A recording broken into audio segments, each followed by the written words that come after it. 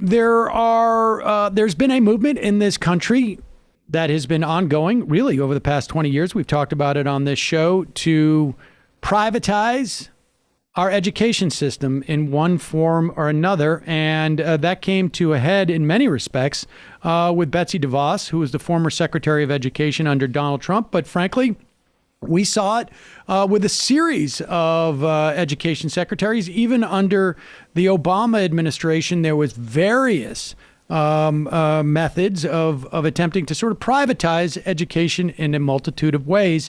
Well, on a federal level, it has been less than a stellar success. However, the impetus still goes on, and it's happening on the states.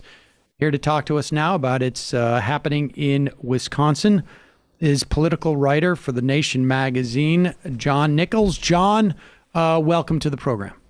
It's an honor to be with you as always, my friend.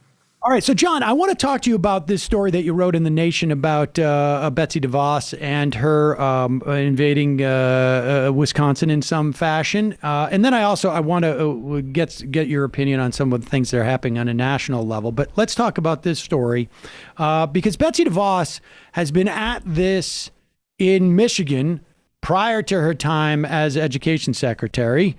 And she... when I think of Betsy DeVos, what sticks out in my mind is an interview that she did with her husband. I think it was probably 2 decades ago now, where they said, we don't have a problem with public education. We have a problem with public schools. They're more than happy to take the money that comes in through taxes and then redistribute that money to ultimately fund private schools, and in their case, particularly parochial schools. So how is this playing out now in Wisconsin? Well, you sum it up very, very well. Betsy DeVos and her family has for a long time seen government as the conduit, right? The vehicle by which you collect the money. They obviously think that government's very good at collecting tax dollars. They just don't want it to go back out to the school districts and to public schools around the states across the country. They want it to go into vouchers and other vehicles that can be used to fund private education, particularly parochial education. And in Wisconsin, it's been kind of a core battleground now for 30 years, going back to the governorship of Tommy Thompson, when he started some of the first voucher programs. And the DeVos folks have always been in Wisconsin. This has been one of their battlegrounds going back to the 1990s. They've poured money into state and local races across the board for a very long time.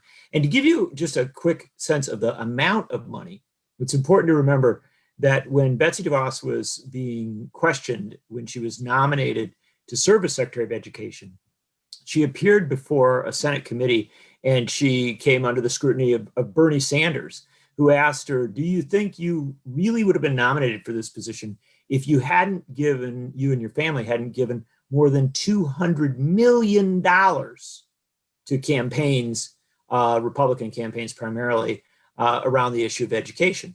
And even DeVos said, basically, well, it probably helped a little. And so her traction as a player on education issues has always been about the movement of money.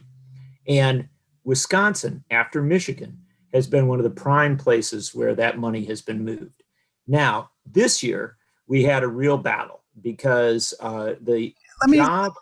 Sure. 1 second, because, and I want to get to the specifics of this, but what is it about Wisconsin that is like, I remember somebody telling me that I think it was Dayton, Ohio was like where all the fast food places would roll out their new burgers or whatever offerings that was to try it out because this was sort of like the model city. Like Wisconsin has that feeling of being one of the states that the right wing has been focusing on for decades. We saw it with Scott Walker and the right to work. What is it about Wisconsin that is like a sort of, I don't know, like almost like a test pilot state? Well, the answer to that is that Wisconsin is a almost evenly divided state politically. It has a Democratic Party and Democratic areas that are very, very progressive and they will produce a Russ Feingold. They will produce a Mark Pocan and a Gwen Moore. And then it has conservative areas that are very, very conservative. Going back, they would produce a Joe McCarthy. More recently, they produced a Ron Johnson. And so that clear divide makes it a battleground state. And it frankly makes the political players on both sides very, very good at doing politics, right? I mean, it's a place where they know how to raise money, they know how to build movements and to mobilize. And it's also, because it's closely divided, a place where the argument can be made to national donors that if you'll pour some money in, then we can maybe deconstruct the other side. And for years, the argument has been that if big donors like the Koch brothers and the DeVos family will move money into Wisconsin, they can undermine the teachers union, which is a very strong player on politics in the state and very usually sympathetic to the Democrats, and undermine public education. And because public schools are such a big deal in Wisconsin, not just in urban areas, but in rural areas where rural schools really still matter a great deal, they're sort of a center of communities. This is seen as a vehicle by which you can really alter the politics of the state. So you've got two streams going. One, closely divided, real battleground. And two, the theory on the part of the right that if they move around education issues, particularly weakening teachers and their unions, that they can actually alter the long-term politics. And the truth of the matter is, Sam, there's some reality there. Yeah. Of the last six presidential races in Wisconsin, 4 of them have been decided by under 25,000 votes. So that's how close the battle is. What's amazing about that figure is how close the balance is and how sort of like static that balance is. Right. I mean, we can point to a couple of places in the country where it was that close, but then within 2 or 3 cycles, it has trended in a certain direction. This is a pitched battle in Wisconsin. And so, I think that's important for people to understand because it is a model there. It's a laboratory for both like techniques and rhetoric and ideology that it will. What happens in Wisconsin, you're going to see it other places. We saw it with what Scott Walker did in terms of attacking the unions, and then we saw that happen in other places. So very important to understand what they're doing with education there. So where is that battle being fought now in Wisconsin over education? So here's the dynamic. Scott Walker is gone. He got beaten in 2018 by the former superintendent of public instruction, Tony Evers, who had held the statewide post that oversees schools. And Tony Evers was, during Walker's governorship, sort of the last man standing, the one person in a prominent statewide position who wasn't on Walker's team. And he eventually turned around and beat Walker by a very narrow margin, but did.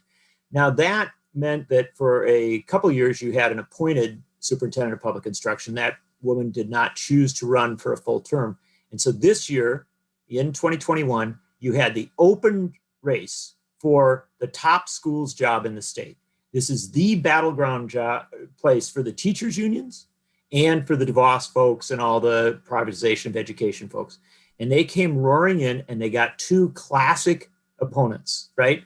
One, Dr. Jill Underly. She was the superintendent of a rural school district, Pecatonica School District in southwestern Wisconsin. And she's a young educator who'd worked in the Department of Public Instruction, worked at the university, has worked in urban and rural schools, and is deeply committed to economic and social and racial justice.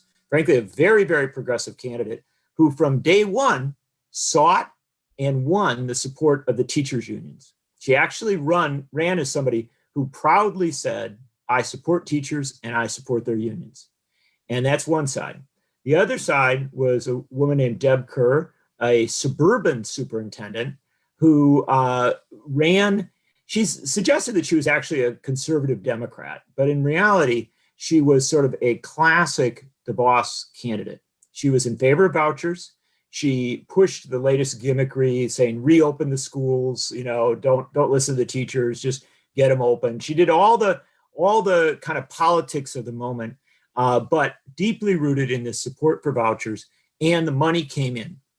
In the primary election in February, Kerr got money from billionaires around the country. And in the general election, you actually saw hundreds of thousands of dollars flow in from a DeVos-funded group, Americans for Children, that spent money attacking Underly primarily, and a lot of negative ads, social media, TV, all that. So it was a real battle, classic battle, and the lines drawn closely. It's a nonpartisan post, but the Republicans were very, very much for Kerr, and in fact, Scott Walker endorsed her in the primary and the general election. Democrats much more for Underly.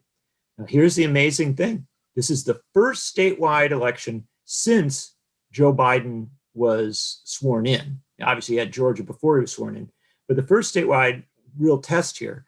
And everybody's watching it pretty closely. Amazingly, Underly won with almost 58% of the vote, sweeping not just urban areas, but a lot of rural counties as well. And it was a striking result. Hi, I'm Sam Seder. You can watch the rest of this interview and more on our Peacock show, which streams at 5 p.m. weekdays on The Choice from Peacock TV.